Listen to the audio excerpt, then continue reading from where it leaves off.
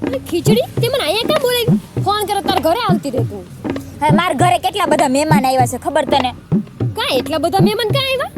એટલે હું રિહામણે બેઠી ને તો મને તેડવા આવ્યા છે બધા. એલી તું કેટલામી વાર હમણે બેઠી હવે? 5મી વાર. 5મી વાર? તો 5મી વારમાં તને આટલો બધો ઉહાપો છે ને ઉપડી ગયો છે? તો હવે તારે કેટલામી વાર બેહી રહેવું છે રિહામણે? જો અમારા ખાનદાનમાં આ બધું નોર્મલ છે હેમજી. 15 વાર રિહામણે બેહવાના રેકોર્ડ છે. એવી 15 વાર રિહામણે બેઠા હોય ને એને નોર્મલ નો કહેવાય. હવે તને હું ખબર હોય? હવે મારા ફઈ છે ને એના 3 વાર લગ્ન થયા હતા તો એ 3 ઠેકાણેથી 15 એટલી વાર રિહામણે આવ્યા હતા. બોલ. એટલે હવે તારે 1 2 ને 3 તારે 3 વાર હજી લગ્ન કરવાની પ્લાનિંગ છે. એમાં હું થઈ ગયો હવે? મારા જો હરાવડા કોઈ હખડીના ન આયલા ને તો આપણે એકમાંથી કરશું બીજું, ને જો બીજા વડા હરખીના ન આયલા ને તો આપણે ત્રીજું કરશું. બીજું તો તને આમ કઈ થાતું નથી? આમ જો તો ખરી આ પેટની ઉપર આ હૃદય છે, હૃદયમાં કઈ થાતું નથી તને? જો હું થાય? ધબક હું ધબક કાઈ ન થાય. હું થાય? તારા સાસરેવાળાનું કે કોઈ જરાય વિચાર નથી આવતો, કોઈ નથી થાતું. આ એટલે ઈ લોકોની થોડીક દયા આવે મને. અને તારા વનનું તને પેટમાં નથી બળતું? હવે ઈ વર બરનાન બધા એવા પેટમાં બાળવા બેસે ને તો મારા રેકોર્ડ નો હું થાય રિહામણાના? એની તો તારો રેકોર્ડ તોડવાનો છે આ? હા તો તને ખબર હોય? એલી હું નાની હતી ને તો મારા ફઈ આમ ગર્વથી કહેતા કે મારો રેકોર્ડ તમારી ખીચડી તોડશે, બીજા કોઈનું કામ જ નહીં ને. અલી પણ તું આમ થોડુંક તો વિચાર, હજી 5મી વારનું છે, હજી એમાં 10 ઘટે છે 10. તેમાં હું થઈ ગયો હવે? મારી પાસે તો આખી જિંદગી પડી છે હજી, અને 10 વારના રિહામણા તો આમ હું ચાપટી વગાડતા પતાઈ દઈશ. એલી રિહામણાનું તો તારે તો હે ને માસ્ટરી થઈ ગઈ છે કાં? અરે ડાબાતનો ખેલ થઈ ગયો છે. અલી પણ તું આ મને એક વાત કે, તું આ રિહામણે આવતી રહેશી કઈ રીતે? Simple baby simple. બોલ સિમ્પલ. જો આપણે લગ્ન કરીને ગયા ને એટલે 1 અઠવાડિયું તો બધું એમ બરાબર આયલું, બરાબર. હાલ પછી અઠવાડિયું પૂરું થયું એટલે આપણે હવે આપણને કીધું કે વાહ બેટા હવે અઠવાડિયું થઈ ગયું છે તો મંડો કામ કરવા. પછી તે શું કીધું? તો હું કઈ બેહું એમ? મેં તો સીધો હામે સણ તો જવાબ આપી ગયો કે હું તારા બાપની નોકર છું એલી તો તું મને આમ ઓર્ડર કરેસ? તે તાર હાહુને આવું કીધું, તાર હાહુએ તને કઈ ન કીધું? આ તે બોલી ને મને કે વાહ બેટા મોટા સામે માન રાખીને બોલો, આમ સારું બોલો એવું કીધું. પછી પછી આપણે પાછો એને જવાબ દઈ દીધો કે હું બોલવું ને હું ન બોલું ને બધું હું શીખીને જ આવી છું. તારે મને કઈ આમ લપડ છપડ કરીને એવું બધું કહેવાની જરૂર નથી. મને બધી ખબર છે, મારા ફઈએ મને બધી ટ્રેનિંગ આપીને જ મોકલી છે. એટલે પછી તું પાછી રિહામણે આવી ગઈ? હા બસ હવે આ બધું મેં કીધું એટલે મારા હું આ સાંભળીને થઈ ગયા બેભાન, ચક્કર બકર એને આવી ગયા. એટલે પછી હું રિહામણે આવી ગઈ. શું કરું? હા પછી એટલે તું રિહામણે આવી ગઈ? હા તો હવે મારી હાવું ચક્કર ખાઈને પડી ગઈ, પછી હું ત્યાં રોકાવ તો મારે બધું કામ ન કરવું પડે એલી. ઈ તો ઠીક, પણ તું એમાં રિહામણે આવી ગઈ?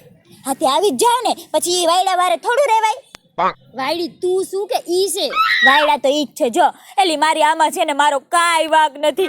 હું તો છે ને હાવ ગરીબ ગાય જેવી છું.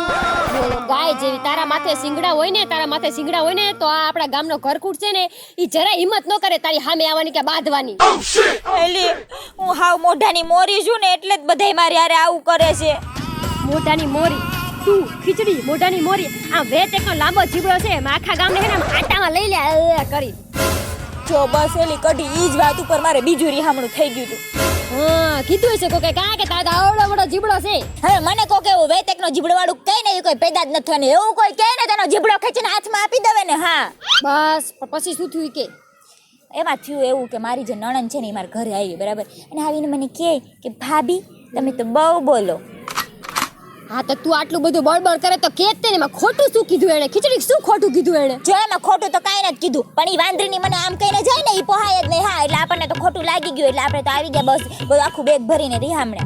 અલી પણ તું તારી નણંદને વાંદરીની કેસ એટલે તારી હાહુ વાંદરી થઈ.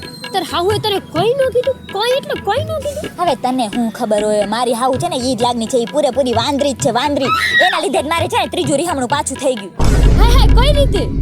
જો મેં મારી આહુને બહુ વાર ટોકી, ઘણું કીધું, તો ઈ પગ હરખાઈ દબાવે જ નહીં. કોના પણ? મારા જોઈને. હા તું તો ભારે દાદાગીરી હો, મોટી આમ ભારી દાદાગીરી છો. અરે દાદાગીરી તો અમારા ઘરમાં છે ને એમ અમારા હહરાની હાલે. હું જ્યાં જાઉં ને ત્યાં હું કઈ ખબર મારે ચોથું રિહામણે એના લીધે જ થઈ ગયું. બજારમાં જાઉં તો મને કહે કે વહુ બેટા તમે છે ને જીન્સ પહેરીને બહાર ન નીકળ્યો. બોલો લ્યો. એમાં તું ઘરે પાછી આવતી રહેશે કા બધું ભેગું કરી? બીજી મિનિટે બસ પકડી લીધી મેં. હા હાય પછી પછી આવી હું આ અત્યારે જો 5મા રિહામણે આવી ઈ જ તો 5મા રિહામણે આવી એનું રીઝન શું? એ ઈ 5મા રિહામણામાં છે ને મારો ઘરવાળો આડો આવ્યો મને કે ખીચડી તું મને રોજે રોજ આમ ઝાપટું મારે છો ને તો એમાં છે ને આપણે રવિવારે છે ને રજા રાખી કેમ કે હું થાકી ગયો છું એટલે રવિવાર રજા હોય ને તો થોડી ગાલ ઉપર આમ રૂજ આવી જાય શું કીધું તું તારા વરને લાફા મારસ? તો પણ એમાં આમાં તંતનનો રિએક્શન છે ને આપસ હવે ઈ બધી તો અમારી ખાનદાનની પરંપરા છે તને ખબર અમારા ખાનદાનની બધી છોકરીઓ બાહુબલીનો બાપ છે બાપ ઈ તો બધું ઠીક એલી પણ તારા ઘરે તને એકને લેવા આવવાના હોય તો આટલા બધા મહેમાન કાં આવે? ચોટાણ તો છે ને બધા મહેમાનો જમવા બેઠા છે બરાબર જમવાનું ને બધું પૂરું થાય ને એટલે થાય મોટું બાદનું અને ઈ બાદરામાં માણી લે કે એકાદ બે ઢળી પડ્યા તો પછી એને લઈ જવા હાટું બે આ માણસો તો જોયા કે નહીં બીજા એટલે ઈ બધા આવ્યા હોય ભેગા મળીને સમજી તું અઢી